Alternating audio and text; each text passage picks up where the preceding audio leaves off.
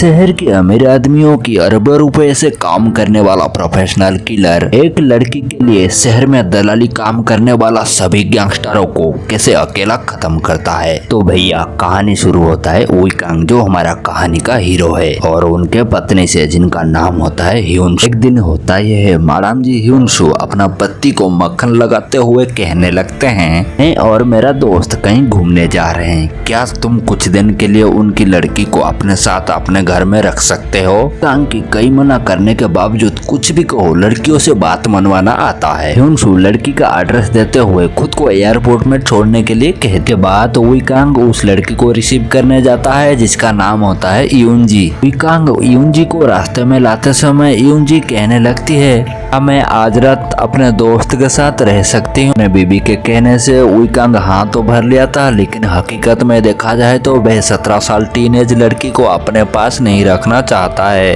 यहाँ पर यूनजी का पर्स लाकर कुछ पैसे डालने के साथ ट्रैकिंग डिवाइस डाल के कहने लगता है सही सलामत घर पहुँच जाना और पहुँचने के बाद मेरे को कॉल करना। कहते हुए वुई-कांग अपने घर में वापस आ जाता है। रात को सोते समय यूनजी वुई-कांग को फोन करते हुए कहने लगती है क्या आप मुझे लेने आ सकते। आधी रात को परेशान होते हुए वुई-कांग जैसे यूनजी को वापस लेने के लिए आता है, यूनजी नखरे करते हुए मन बदलने के साथ वुई-कांग को कहने लगती है मुझे आपके साथ नहीं जाना और वह अपने स्कूल के सीनियर लड़के के साथ बाइक में बैठे हुए कहीं चली जाती है। इसी बीच वुई-कांग की पत्नी ह्यून-सू मैसेज में लड़की के बारे में पूछने लगती है, पर वुई-कांग यूनजी का ट्रैकिंग डिवाइस को फॉलो करते हुए उसी जगह पर आ जाता है। यहाँ पर हमें पता चलता है यूनजू चुना गया है दलालों की द्वारा लड़की सप्लाई के लिए। दलालों के बीच में काम करने वाली एक लड़की यूनजी को कहने लगती है क्यों शक लगी क्या, तुम्हें यहाँ पे लाने वाली तुम्हारी इसी सहेली ही थी। और तो कहने लगती है हमें तो पूछा भी नहीं,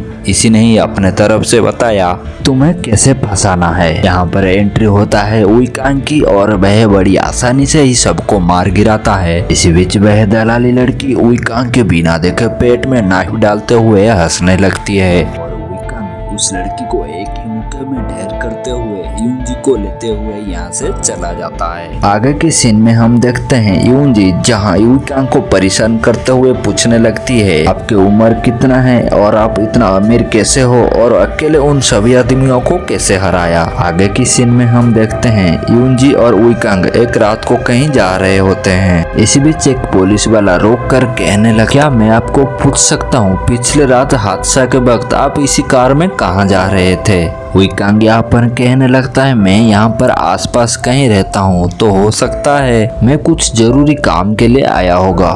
कहीं लिखा है इतना वक्त कोई यहाँ पर आ नहीं सकता। फिर अगले सीन में हम देखते हैं वह पुलिस वाला पूछताछ के लिए वुई-कांग के घर पे आ जाता है। यूनजी का सीसीटीवी फुटेज से निकला हुआ एक धुंधला फोटो दिखाकर पूछने लगता है जैसे कि हमें पूरा यकीन है ये यूनजी ही है, हमें यूनजी से थोड़ा पूछताछ करना है। वुई-कांग यहाँ पर कहने लगता है जैसे कि ये धुंधले फोटो से साबित नहीं होता कि ये यूनजी ही है, अगले बार जब भी आना पक्का सबूत के साथ आना। इसी के साथ यहाँ पर वह पुलिस वाला चला जाता है। आगे के सीन में हमें पता चलता है वह दलाली लड़की वुई-कांग को फोन करते हुए ब्लैकमेलिंग करने के साथ कहने लगती है पता है तुम्हारे ही चाकू से उस लड़के को मारकर तुम्हें फंसाया हूँ और हाँ उस लड़की को बता देना उसके पर्स में मौजूद सभी पैसा को खर्चा करके मैंने उड़ा दिया। इसी बीच वुई-कांग पूछने लगती है आना कहाँ पर है। वुई-कांग को एक होटल का एड्रेस देता है जहाँ पर वुई-कांग जाने से पहले अपने हथियारों के साथ पूरी तैयार होके पर्स में मौजूद ट्रैकिंग डिवाइस की मदद से उस लड़की के पास तुरंत आ जाता है। यहाँ पर मौजूद वह लड़की वुई-कांग को देखते हुए होश उड़ जाता है। हमारा बिना बताए हमारा एड्रेस को इसे कैसे पता लगता है। यहाँ पर एक मुस्टंडा बिना हथियार के साथ वुई-कांग को मारने आता है, जहाँ पर वुई-कांग एक ही झटके में उसको मारते हुए कहने लगता है अगले बार लड़ने से पहले तुम्हें हथियार के साथ हमला करना होगा। उस लड़की को कहने लगता है तुम्हें मैं फोन में बता नहीं वाला था कि तुम्हारी आंखों की रोशनी कभी वापस नहीं आने वाला। इसी बीच वह गेंडे के सर पे बोतल फोड़ते हुए और हाथों को काटते हुए धमकाने लगता है चुपचाप मेरी चाकू मुझे वापस कर दो नहीं तो तुम्हारे बीच यहाँ कोई भी जिंदा नहीं बचेगा। यहाँ पर वुई-कांग के सामना होने वाला है उसके ही जैसा प्रोफेशनल फाइटर से जो कि वाकई में बहुत खतरनाक है। जैसे कि हम लोगों को पता है वुई-कांग यहाँ पर अपना चाकू लेने आया था खुद को यहाँ पर महफूज रखते हुए यहाँ से आने के बाद उसको पता चलता है यूनजी उसी के ही घर से किडनैप हो चुकी है। यूनजी की ट्रैकिंग डिवाइस की मदद से उस जगह पर पहुंचने से उसको पता चलता है वह लड़की यूनजी का ट्रैकिंग डिवाइस तोड़ के यूनजी को कहीं दूसरे जगह भेज चुकी है। यहाँ पर उइकांग उस लड़की से एक मोटेल का एड्रेस पता लगाते हुए वहाँ पर पहुँचने से पता चलता है उइकांग को मारने के लिए पहले से गैंगस्टर वहाँ पर मौजूद थे। उइकांग यहाँ पर एक प्रोफेशनल किलर होने के नाते एक कुल्हाड़ी से सभी गैंगस्टरों को मार गिराता है। अभी आखिरी प्रतिद्वंदी उइकांग के सामने वही प्रोफेशनल किलर होता है। उइकांग एक बार बच के जिससे निकल आया था वह किलर उइकांग को यूनजी का एड्रेस बताते हुए कहने लगता है क्योंकि मैं तुम्हें अभी यहाँ पर खत्म करने वाला हूँ, तुम्हें उस एड्रेस पर दिए हुए वक्त पर पहुंचना होगा और तुम वहां पर पहुंचोगे भी कैसे। उइकांग फिर यहाँ पर उससे दोबारा बिना लड़े यहाँ से उसको फंसा कर जाने से पहले एक पुलिस वाले को बंदूक दिखाकर कहने लगता है मेरे साथ चुपचाप गाड़ी में बैठो और वह उस पुलिस वाले को लेकर यूनजी को बचाने के लिए उस एड्रेस पर पहुंच जाता है। यहाँ पर यूनजी को बचाने के साथ वहाँ पर कुछ गुंडे को मार कर वह पुलिस वाले के फोन को चेक करने से उसको पता चलता है वह पुलिस वाला दलालों के कहने पर उइकांग को फंसाने के लिए काम करता है।